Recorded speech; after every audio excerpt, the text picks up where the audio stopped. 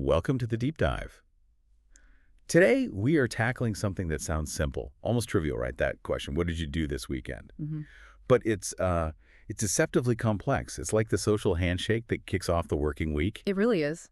And being able to answer that well in English, Yeah. fluently, engagingly, and, correctly, it's just fundamental. It's how you build rapport, Yeah. show you can communicate. It's absolutely the gateway. Yeah. This light topic, just checking in, it's actually, well, it's a crucial way to build trust, keep friendships going, and frankly, show off your language skills a bit. Right. We've looked at a whole stack of material on this exact exchange, and our mission today, it's pretty ambitious, really. Okay. We want to give you, the listener, the actual blueprint. We're going to unpack the structure underneath it all, the essential words, and this is key, the grammar rules that take you from just, pleasantries to making a real connection. So this is basically the shortcut, the way to feel totally ready when Monday morning hits and someone asks that question. And our sources, they give us these two great sort of contrasting examples, Anna's weekend and Richard's weekend. Mm-hmm. We're not just treating them like stories, though. We're looking at them as like templates, thematic templates. Ideas and models you can use. We'll break them down into common themes you can use for your own stories, make your experiences relatable right away. Okay, let's dive in. Let's start with what usually defines time off, that social connection piece. And what's great about these examples, Anna and Richard, is the balance they show. It's that mix, active socializing, some quiet time, maybe some routine stuff. That's what makes a weekend feel, well, successful. Okay, so Anna's Saturday, it was anchored right away in family. Yeah, centered around the family lunch. Yeah. The material we looked at really highlights this as a classic weekend thing. It signals warmth, stability, but here's the deep dive nugget, right? Yeah. The details. That's what makes it work. Exactly. It wasn't just lunch. No, it was a delicious meal with her parents, sharing stories, laughing, but that whole picture. And the specificity is where the power lies. Anna mentioned cooking a favorite lasagna. Now, why does that tiny detail matter for rapport? Okay, tell me. Well, naming the food, it taps into sensory language. When you say something specific and comforting like lasagna, the listener doesn't just hear the word. They almost, remember the smell, the effort involved, maybe the taste. Ah, right. It creates an instant connection. It accelerates rapport, definitely. It uses those shared cultural culinary touchstones. And the dessert. Can't forget that. Her mom brought her famous chocolate cake. Mm-hmm. Just think about that word for a second. Famous. That's a fantastic conversational hook, isn't it? It really is. It invites questions. Yeah. Why is it famous? What's the secret? It adds color, texture, makes the chat memorable, not just a list of facts. So the outcome of all that family energy was this relaxed afternoon, kids playing in the garden. It creates this feeling of, fulfillment through connection. Okay, so that's Anna. Now, Richard Saturday offers that contrast. It's more about friends socializing outside the home. Right. His started with visiting that new coffee shop downtown. And the sources point out, socializing is key for well-being, for unwinding. Definitely. And again, it's the detail that lifts it. Not just any coffee shop. It was the one known for its unique pastries. Another little hook. Exactly. It gives the listener a reason to be interested. Oh, unique pastries, like what? And that coffee shop visit, it served two purposes, didn't it? It was catching up, sure, but also, relationship maintenance. How so? Well, they were talking about their week, things they'd watched or read, and making plans for the future. It keeps the connection active. I see. Then he pivots to something bigger. Mark's 30th birthday party, music, dancing, food, the whole deal. Yeah, big celebration. And attending parties, especially milestones like turning 30, that's super relatable for a lot of people. It signals celebration, meeting new people, maybe trying new foods. It gives the story a burst of high energy. So what's really interesting then is how these specifics, the homey lasagna, those trendy pastries, the big threesel, they move the conversation way beyond just, I saw friends. Right. It becomes a vivid snapshot, relatable. It feels like real life. But, weekends aren't always about parties and big social events. Richard's story shows that necessary shift to quiet time and getting things done. And Anna's, too, it highlights that counterbalance to being social. Right. And his Saturday evening, after that busy lunch, it was deliberately calm.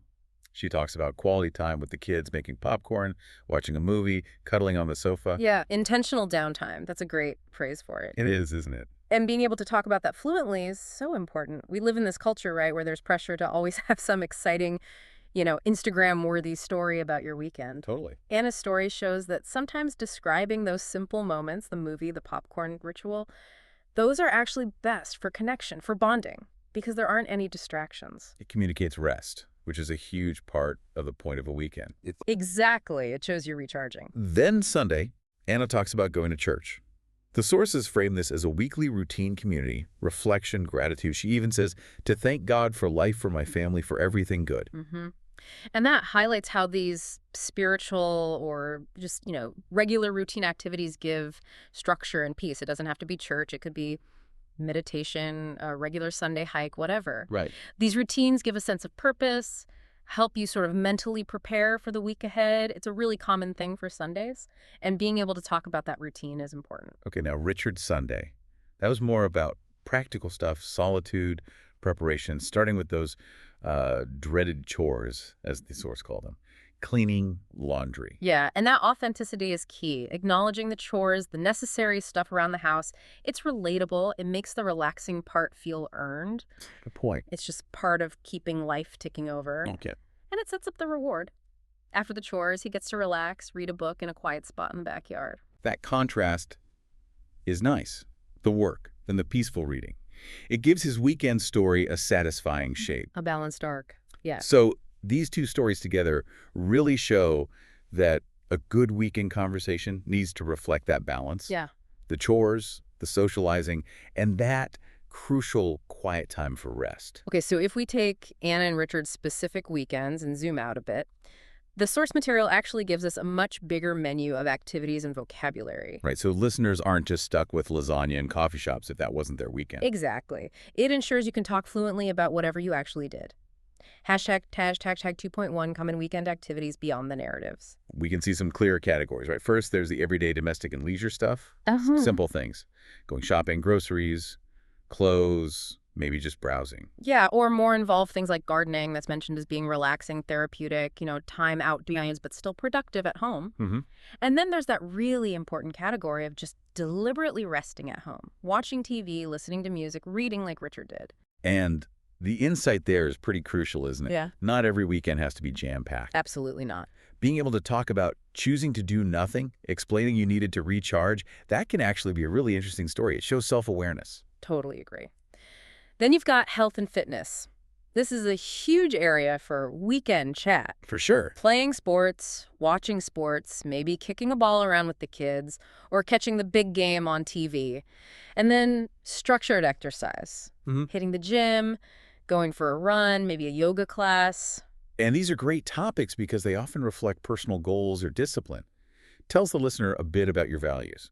Right. So having these kinds of categories in your head, social, domestic leisure, maybe reflective routine, and fitness, it means no matter what your weekend looked like, you've got the words and a sort of structure to talk about it interestingly. And like we touched on earlier, a good conversation doesn't just stop with what happened. It naturally looks forward. Yeah, that pivot to the future. It keeps the conversation going. Yeah. Right. Shows there's more to come. It's the mechanism for momentum, exactly, and it promises future connection. We see that in the examples, too.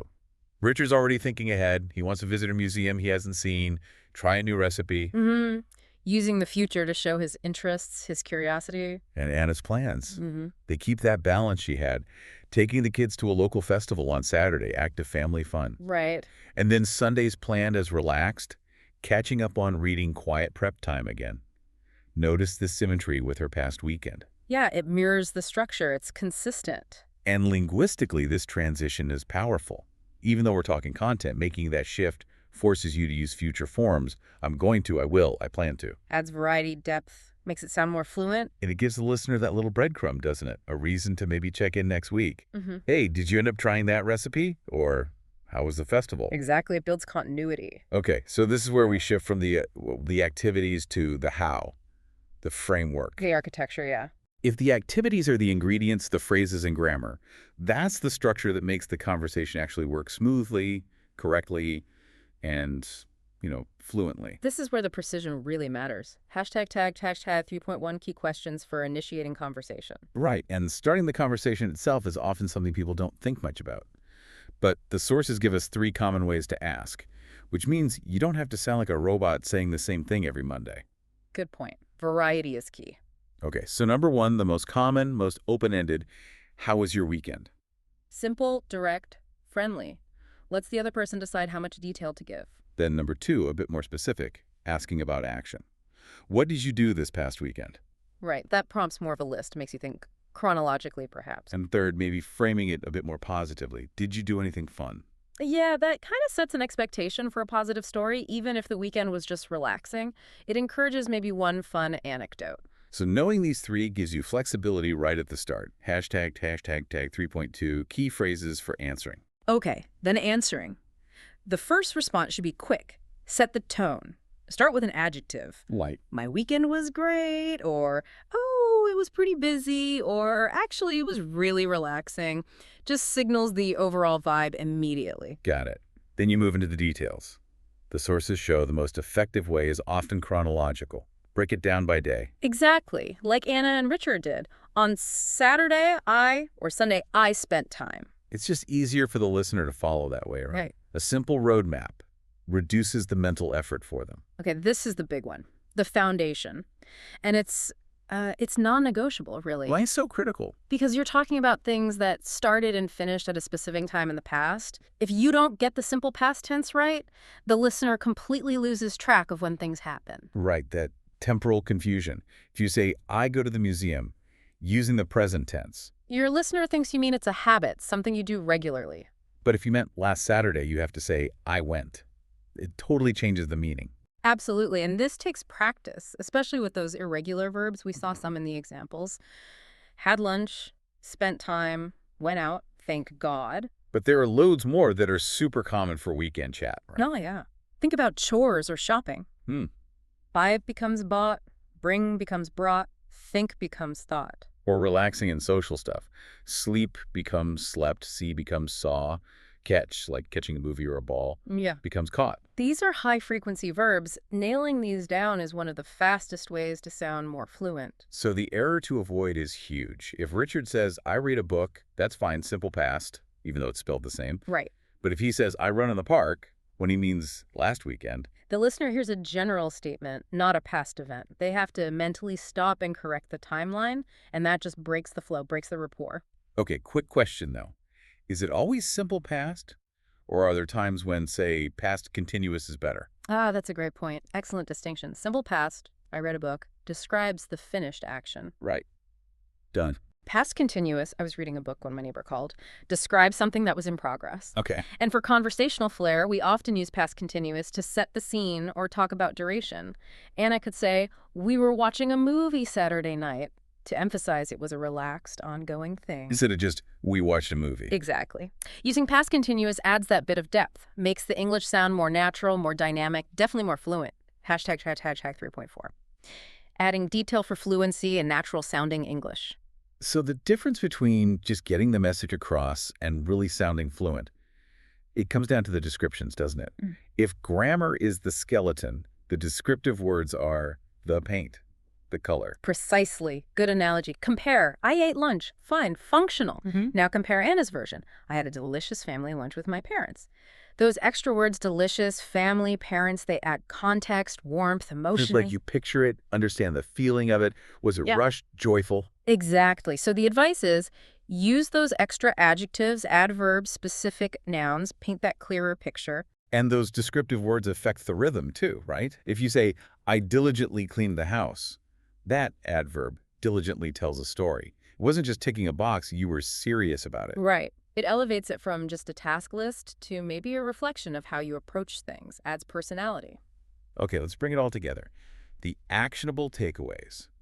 What does all this mean for you, the listener, maybe standing by the coffee machine on Monday morning? Yeah, the practical advice, the sources boiled it down to 5 really fantastic, concrete tips.